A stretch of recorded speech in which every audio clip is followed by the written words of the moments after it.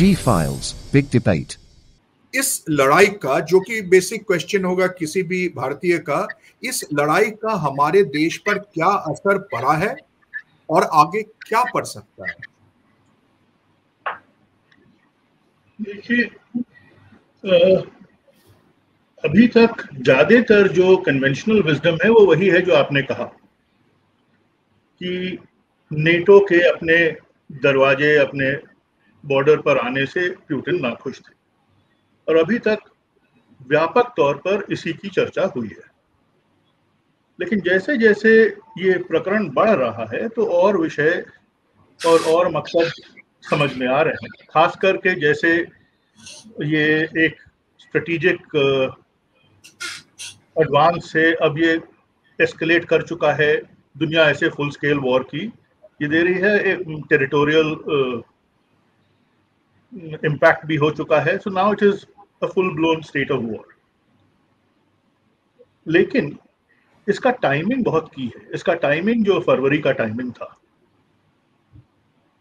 क्या नेटो तुरंत फरवरी के कुछ महीनों बाद ही यूक्रेन ज्वाइन करने की संभावना थी?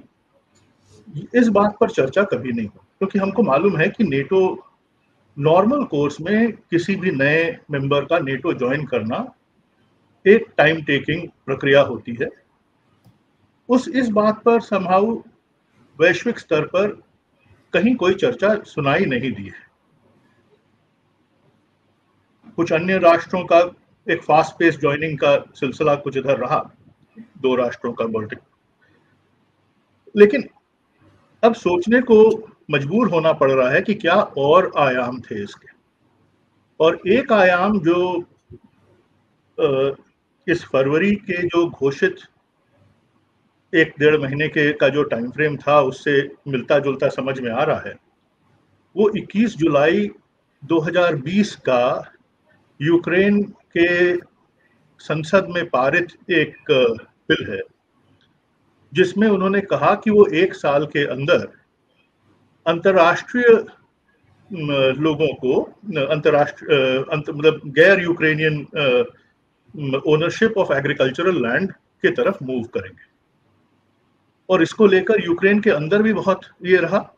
और अगर ये होता तो सिर्फ नेटो एंट्री की बात नहीं होती, फिर एक प्रकार से वेस्टर्न ओनरशिप ऑफ यूक्रेन दूसरा पहलू था जो रूस देखता, और उसे रोकने की स्थिति में कोई नहीं रहता। आज के तारीख में यूक्रेन में जमीन इतनी सस्ती है कि भारत से भी सस्ती है। 1 लाख रुपए एकड़ में हाई क्वालिटी ब्लैक सॉइल, काली मिट्टी वाली जमीन मिलती है। तो और यही इसी से ग्लोबल ट्रेड भी डिस्टर्ब हुआ है।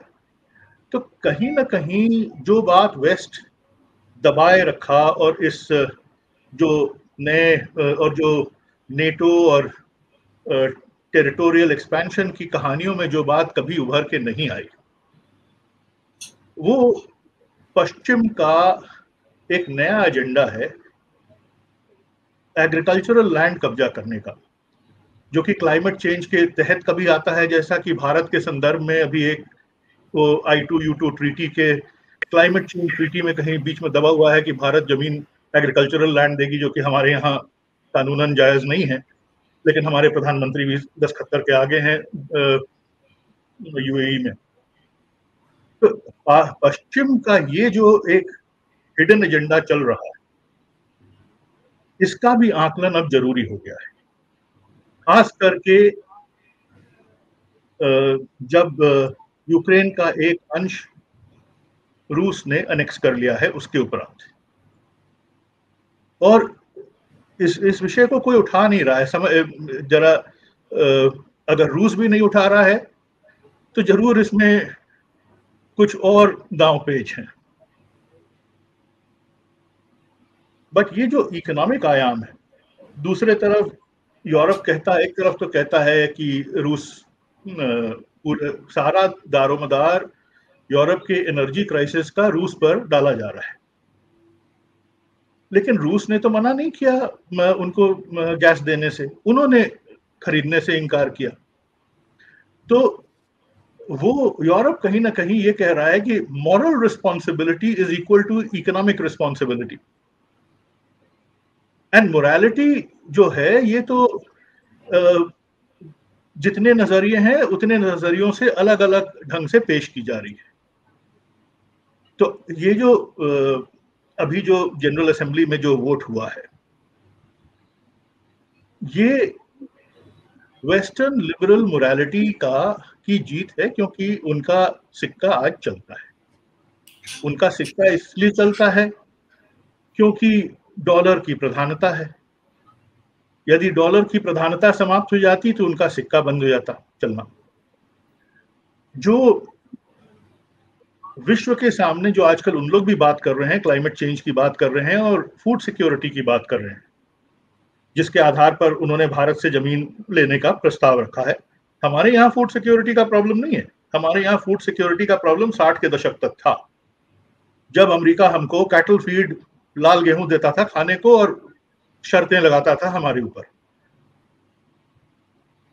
लेकिन उस परिस्थिति से हमने अपने आप को उबार लिया। अब वापस वो हमको वहीं खींचना चाहता है। यूक्रेन को तो खींच ही चुका है। और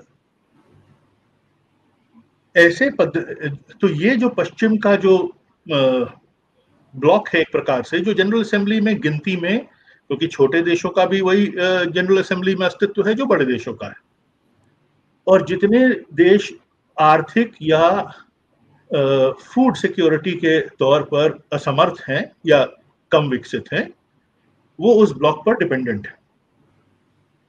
लेकिन यदि आप देखिए कि एग्रीकल्चरल प्रोड्यूस जो वैश्विक फूड सिक्योरिटी को कंट्रीब्यूट करता है, उसमें एरेबल लैंड के शेयर्स देखिए तो सबसे ज्यादा अमेरिका है, और उससे बस थोड़ा सा कम भारत है। I think I took out a pull out on arable lands somewhere. Okay.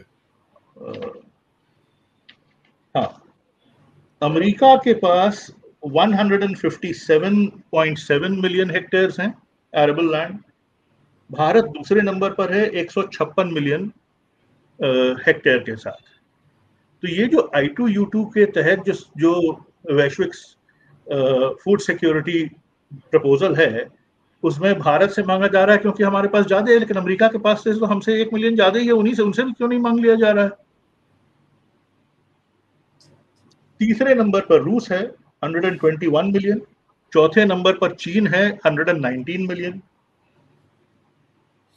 BRICS देशों में से ब्राजील छठे नंबर पर है, यूक्रेन 8वें नंबर पर है 32 मिलियन के साथ।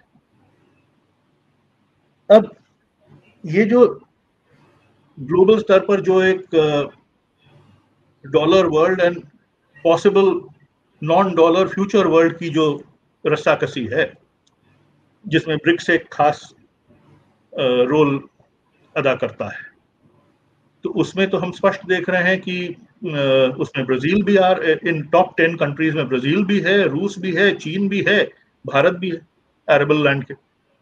और ह्यूमन सर्वाइवल के सस्टेनेंस के लिए these are now the key issues.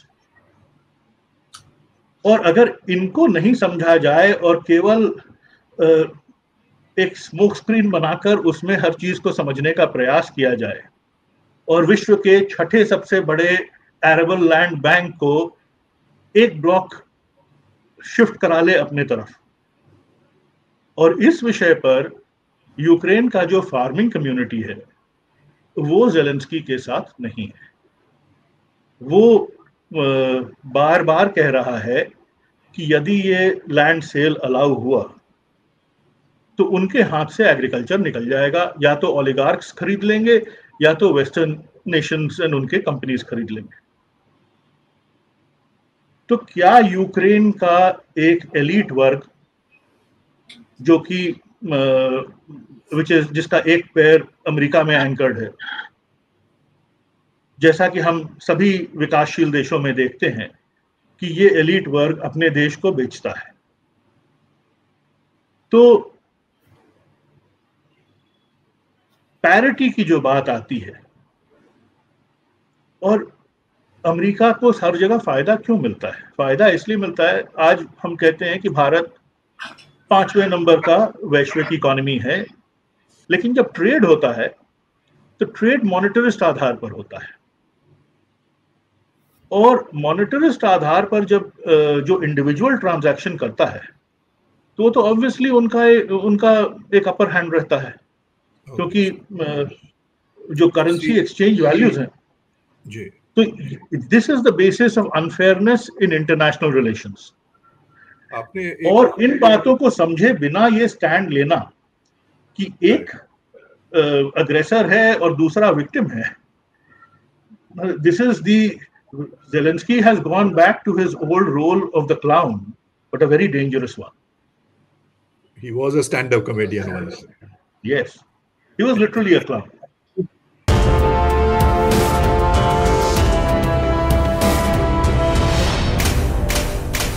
G Files, Big Debate.